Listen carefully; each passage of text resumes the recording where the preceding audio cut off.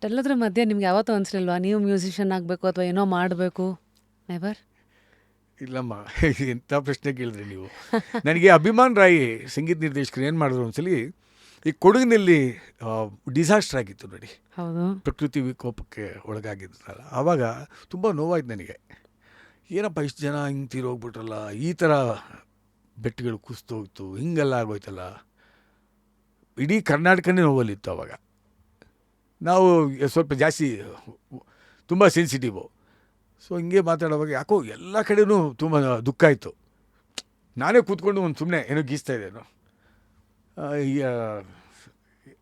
ಹಿಂಗೆ ಸುಮ್ಮನೆ ಬರೆಯೋವಾಗ ಇರುವುದೊಂದೇ ಜನ್ಮ ನೀನು ಸಹಾಯ ಮಾಡುತ್ತಮ್ಮ ಅನ್ನೋದು ಒಂದು ಪದ ಬಂತಮ್ಮ ನನಗೆ.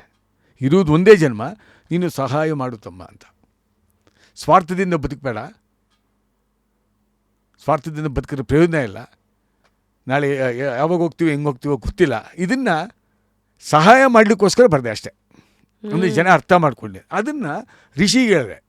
ಉಳಿತು ಮಾಡೋ ಮನುಷ್ಯ ರಿಷಿ ನಮ್ಮಲ್ಲೇ ಬಿಡುಗಡೆ ಆಗಿದ್ದು. ನೋಡ್ರಿ, ನಾನು ನನ್ನ ಪದಗಳಲ್ಲಿ ಹೇಳ್ತೀನಿ, ಇದನ್ನು ಗೀತರೂಪಕವಾಗಿ ಇನ್ನು ಒಳ್ಳೊಳ್ಳೆ ಪದಗಳನ್ನು ಜೋಡಿಸಿ ನೀವೇ ಸಾಹಿತ್ಯ ನಿಮ್ಮದೇ ಅಂತ ಹಾಕ್ಬಿಟ್ಟು ಅಭಿಮಾನ್ ರಾಯ್ ಅವ್ರ ಕೈಲಿ ಕೊಟ್ಬಿಟ್ಟು ಇದನ್ನು ರೆಕಾರ್ಡ್ ಮಾಡಿಸಿ ಅಂದೆ. ಸರ್ ಏನು ಸರ್ ಎಲ್ಲ ನೀವು ಬರ್ಕೊಟ್ಬಿಟ್ಟಿದ್ದೀರಾ, ನನ್ನ ಸಾಹಿತ್ಯ ಅಂತ ಎಂಥದ್ದು ಹಾಕೋದಿರಲಿ ಅಂತ. ಹಂಗಲ್ಲಪ್ಪ, ಗೀತ ರಚನೆ ಮಾಡೋರು ಗೀತ ರಚನೆಯೇ ಮಾಡಬೇಕು, ಆಡಿಯೋ ಲಾಂಚ್ ಮಾಡೋರು ರಿವ್ಯೂ ಆಡಿಯೋ ಲಾಂಚೇ ಮಾಡಬೇಕು, ಗಾಯಕರೇ ಅಷ್ಟೇ, ನಂದೆಲ್ಲ ಅದು ಡಿಪಾರ್ಟ್ಮೆಂಟು ಅಂತ. ಬಟ್ ಒಳ್ಳೆ ಅವರಿಬ್ಬರು ತೊಗೊಂಡ್ಮೇಲೆ ಇದನ್ನು ಮಾಡಿಫಿಕೇಷನ್ ಏನೇನು ಮಾಡಬೇಕು ಮಾಡಿ ಗೀತ ರಚನೆ ಆಯಿತು.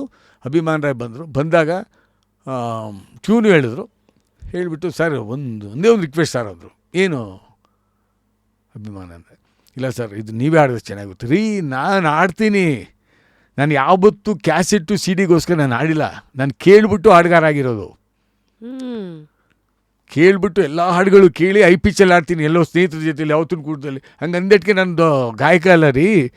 ನನಗೆ ಯಾಕ್ರಿ ಹಿಂಗೆ ಇದು ಮಾಡ್ತಾಯಿದ್ದೀರಾ, ಇವ್ರು ಪುಟ್ಟಿಂಗ್ ಮೀನು ನನ್ನ ಜೀವನ ಬಂದು ನೀವು ಏನೋ ಮಾಡಿಬಿಡ್ತಾಯಿದ್ದೀರಾ ಅಂತ ಭಯ ಆಗೋಯ್ತು ನನಗೆ. ಒಳ್ಳೆ ಗಾಯಕರು ಇಂಟ್ರೊಡ್ಯೂಸ್ ಮಾಡಿ ಅವ್ರಿಗೆ ಆ ಕ್ರೆಡಿಟ್ ಸಿಕ್ಕಲಿ ಅಂದೆ. ಜಗಳ ಮಾಡಿದೆ ನಾನು ಅವ್ರ ಹತ್ರ. ಕಡೆಗೆ ಏನು ಮಾಡಿಬಿಟ್ರು, ಸರ್ ಒಂದು ಪಲ್ಲವಿ ಒಂದು ಚರಣ ಆಡಿ ಸರ್ ಅಂತ ನಮ್ಮ ಸ್ಟುಡಿಯೋನಲ್ಲೇ. ಇರುವುದೊಂದೇ ಜನ್ಮ ನೀ ಸಹಾಯ ಮಾಡುತ್ತಮ್ಮ ಅಂತ ಏನೋ ಹೇಳ್ತಾರೆ, ಈಗ ಆಡಿಸ್ಬಿಟ್ರು. ಸರ್ ಅವ್ರು ಮತ್ತೆ ಕೇಳಿಸ್ರಮ್ಮ, ಕೇಳಿ ಸರ್ ನೀವೇ ಕೇಳಿ ಸರ್ ಒಂದ್ಸಲ ಅಂತ. ರೀ ನನಗೆ ಗೊತ್ತ್ರಿ ನಾನು ಆಡ್ತೀನಿ, ಬಟ್ ನಾನು ಬೇಡ ರೀ, ನಂದಲ್ಲ ರೀ ಆ ಡಿಪಾರ್ಟ್ಮೆಂಟು ಅಂತ. ಆಮೇಲೆ ನಮ್ಮ ಹುಡುಗ ಸರಿ ಬಲವಂತವಾಗಿ, ದೇವರಾಣೆ ಹೇಳ್ತೀನಮ್ಮ, ಬಲವಂತವಾಗಿ ನೀವು ಆಡಲೇಬೇಕು ಅಂತ ಇದು ಮಾಡಿಬಿಟ್ರು, ಹಾಡಿಸಿದ್ರು. ನನಗೆ ಡಬ ಡಬ ಡಬ ಡಬ ದುಡಿತಾ ಇದೆ, ಹೃದಯ ಹೊಡ್ಕೊತಾ ಇದೆ. ಇದನ್ನು ಬಿಡುಗಡೆ ಮಾಡಿದ್ರೆ ವೇಲು ಇವತ್ತಿರ್ಬೋದು, ನಾಳೆ ಇಲ್ಲ ಗೊತ್ತಿಲ್ಲ, ಬಟ್ ಲಹರಿ ಇಂಪಾರ್ಟೆಂಟು. ಲಹರಿ ಸೇರ್ಕೊಂಡಿದ್ದಿಲ್ಲಮ್ಮ ವೇಲು ಜೊತೆಲಿ. ವೇಲು ಏನು ತಪ್ಪು ಮಾಡಿದ್ರು ಕಂಪನಿಗೆ ನೆರಳಿಂಗ್ ಬೀಳುತ್ತೆ. ಬೇಡಪ್ಪ, ಜನ ನಗಾಡ್ತಾರೆ. 6 ಕೋಟಿ ಜನ, 6.5 ಕೋಟಿ ಜನ ಕನ್ನಡಿಗರು ನಮ್ಮ ಮೇಲೆ ಪ್ರೀತಿ ಇಟ್ಟಿದ್ದಾರೆ. ರೆಕಾರ್ಡ್ ಆಗೋಯ್ತು. ಫಸ್ಟ್ ತೊಗೊಂಡೋದೆ ಬಿಡುಗಡೆಗೆ ಮುಂಚೆ. ನಮ್ಮ ಹುಡುಗರು ಕೇಳಿಸ್ತೆ, ನಮ್ಮ ಆಫೀಸ್ನಲ್ಲಿರೋ ಸಿಬ್ಬಂದಿ, ಅವರೇ ಫಸ್ಟ್ ಜಡ್ಜ್ ಅಲ್ವಾ, ಹೆಂಗಿದೆಯಪ್ಪ ಅಂತ. ಸರ್ ನಿಜವಾಗ್ಲೂ ತುಂಬ ಚೆನ್ನಾಗಿ ಬಂದಿದೆ ಸರ್. ಸುಮ್ಮನೆ ನಾನು ಆಡಿದ್ದೀನಿ ಅಂದ್ಬಿಟ್ಟು ನನಗೆ ಹಿಂಗೆಲ್ಲ ಮಾತು ಬೆಂತಟ್ಬೇಡಿ. ಇದು ಭಾಳ ಭಾಳ ಸೆನ್ಸಿಟಿವ್ ವಿಷಯ. ಇದು ಹೆಚ್ಚು ಕಮ್ಮಿ ಆಯಿತು ಅಂದರೆ ಇಡೀ ಸಂಸ್ಥೆ ಮರ್ಯಾದೆ ಹೋಗುತ್ತೆ. ನಂದು ಬಿಟ್ಬಿಡಿ, ಸಂಸ್ಥೆ ಇಂಪಾರ್ಟೆಂಟ್ ರೀ ಅಂತ ಹೇಳಿದ್ದೀನಿ. ನೀವು ಮತ್ತೆ ಕೇಳಿ ಹೇಳಿಯಪ್ಪ ಅಂತ. ಆಮೇಲೆ ಕಡೆಗೆ ಮನೆಗೆ ತೊಗೊಂಡೋದೆ. ಮನೇಲಿ ಜಡ್ಜ್ಮೆಂಟ್ ಏನಂತಾರೆ, ನಗ್ತಾರ ಬೈತಾರ, ನಿಮ್ಗೆ ಆಗಬೇಕು ಅಂತಾರ, ಬೇಡ ಕತೆ. ಸಾರಿ. ಕಡೆಗೆ ಉಷಮ್ಮನಿಗೆ ಮತ್ತು ಮಕ್ಕಳು ರಕ್ಷಮ್ಮ ವರ್ಷಮ್ಮನಿಗೆ ಕೇಳಿಸ್ದೆ, ಅಮ್ಮ ನೀವು ಏನಿದೆಯೋ ಒಪಿನಿಯನ್ ಕರೆಕ್ಟಾಗಿ ಹೇಳ್ಬಿಡಿ, ನೀವು ನಗಬೇಕಾ ನೀನು ಮುಂದೆನೇ ನಗ್ಬಿಡಿ, ಮತ್ತೆ ಆಮೇಲೆ ಇದು ಮಾಡೋಕೆ ಹೋಗ್ಬಿಡಿ ಅಂದೆ. ಕೇಳಿದ್ರು, ಇಲ್ಲ it's come out quite nice ಅಂದರು. ಎಲ್ಲರೂ ಚೆನ್ನಾಗಿ ಬಂದಿದೆ. ನಾನು ಲಾಂಚ್ ಮಾಡ್ತೀನಿ ಅಂತ ಅಲ್ಲಿ ತನಕ ಅಂದ್ಕೊಂಡಿರಲಿಲ್ಲಮ್ಮ. ಮತ್ತು ಲಾಂಚ್ ಮಾಡೋ ತನಕ ನಂಗೆ ಹಿಂಗಿತ್ತು, ಡಬ ಡಬ ಹಿಂಗೆ ಹೊಡ್ಕೊತಾನೆ ಇತ್ತು. ಏನಪ್ಪ ಏನಾಗ್ತದೋ ಏನೋ. ಮತ್ತು ರಿಫೈನ್ ಮಾಡೋರು ಎಲ್ಲ ಚೆನ್ನಾಗಿ ಮಾಡಿ ಬಿಡುಗಡೆ ಮಾಡೋಕ್ಕೆ ಪರಿಸ್ಥಿತಿ ಬಂತು. ಭಾವಗೀತೆ, ಲಹರಿ ಭಾವಗೀತೆಯಲ್ಲಿ ಬಿಡುಗಡೆ ಮಾಡಿದ್ರಮ್ಮ. ಇವತ್ತಿಗೂ ಇದೆ ಅದು. 200, 300, 400 ವ್ಯೂವ್ಸು ಕೇಳಿದ್ರು. ಹಿಂಗೆ ಬಂತು. ಅಪ್ಪ ಅಟ್ಲೀಸ್ಟ್ 400 ಜನ ಕೇಳೋರಿದಾರಲ್ಲ ನನ್ನ ಈ ಧ್ವನಿಯನ್ನು ಅಂತ ಅಂದ್ಬಿಟ್ಟು ಹುಡುಗರಿಗೆ ಹಿಂಗೆ ಮಾತಾಡ್ತಾ ಇದ್ದೆ ನಾನು. ಕಡೆಗೆ ಏನಾಯಿತು ಅಂತಂದರೆ ಇವತ್ತು 1.2 ಮಿಲಿಯನ್ ಹೋಗಿದೆ. ವಾವ್! ಒಂದೇ ಹಾಡಮ್ಮ. ಯಾವ ಪುಷ್ ಮಾಡಿಲ್ಲ ನಾವು, ಪುಷು ಪುಲ್ಲು ಏನೂ ಮಾಡಿಲ್ಲ.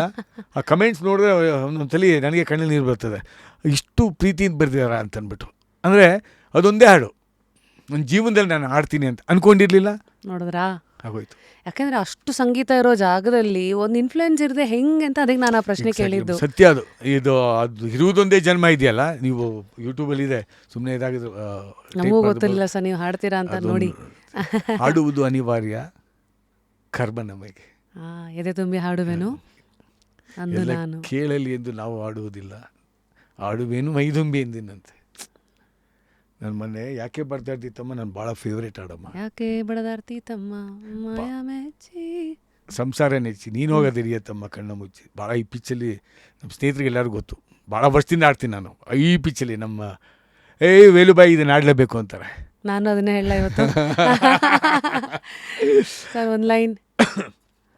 ಎಂಡ್ರು ಮಕ್ಳಿರುವರು ತಮ್ಮ, ಎಂಡ್ರು ಮಕ್ಳಿರುವರು ತಮ್ಮ, ಎಂಡ್ರು ಮಕ್ಳಿರುವರು ತಮ್ಮ ಎಲ್ಲಿ ತನ್ನಕ್ಕ, ಎಂಡ್ರು ಮಕ್ಳಿರುವರು ತಮ್ಮ ಎಲ್ಲಿ ತನ್ನಕ್ಕ, ಇದ್ರೆ ತಿಂಬೋ ತನ್ನಕ್ಕ, ಇದ್ರೆ ತಿಂಬೋ ತನಕ, ಸತ್ತಾಗ ಬರುವರು ತಮ್ಮ, ಸತ್ತಾಗ ಬರುವರು ತಮ್ಮ, ಸತ್ತಾಗ ಬರುವರು ತಮ್ಮ, ಗುಣಿತನಕ ಮಣ್ಣು ಮುಚ್ಚೋ ತನಕ, ಮಣ್ಣು ಮುಚ್ಚೋ ತನಕ. ಯಾಕೆ ಬಡ್ದಾಡ್ತಿತ್ತಮ್ಮ, ಯಾಕಿಂಗ್ ಬಡ್ದಾಡ್ತಿತ್ತಮ್ಮ, ಯಾಕ್ಲೆ ಬಡ್ದಾಡ್ತಿತ್ತಮ್ಮ ಮಾಯ ನೆಚ್ಚಿ. ಸಾರಿ, ನೈಸ್ ಸರ್. ಯಾಕಿಂಗ್ ಬಡ್ದಾಡ್ತಿತ್ತಮ್ಮ, ಯಾಕ್ಲೆ ಬಡ್ದಾಡ್ತಿತ್ತಮ್ಮ, ಯಾಕೆ ಬಡ್ದಾಡ್ತಿತ್ತಮ್ಮ ಮಾಯ ನೆಚ್ಚಿ, ಸಂಸಾರ ನೆಚ್ಚಿ. ನೀನೋಗ ದೆರಿಯತ್ತಮ್ಮ, ನಾನೋಗ ದೆರಿಯತ್ತಮ್ಮ, ಯಾರೋಗ ದೆರಿಯತ್ತಮ್ಮ, ಕಣ್ಣ ಮುಚ್ಚಿ ಮನ ಮುಚ್ಚಿ. ವಾವ್! ನೀವು ಹಾಡ್ತಾ ಇದ್ರೆ ನನಗೆ ಥರ ಸಿ ಅಶ್ವಥ್ ಸರ್ದು ಒಂದಷ್ಟು ಇನ್ಫ್ಲೂಯೆನ್ಸ್ ಇತ್ತು. ಅದೆಲ್ಲ ಕೇಳಿ ಅಲ್ಲಮ್ಮ ನಾವು ಆಡ್ತಾ ಇರೋದು.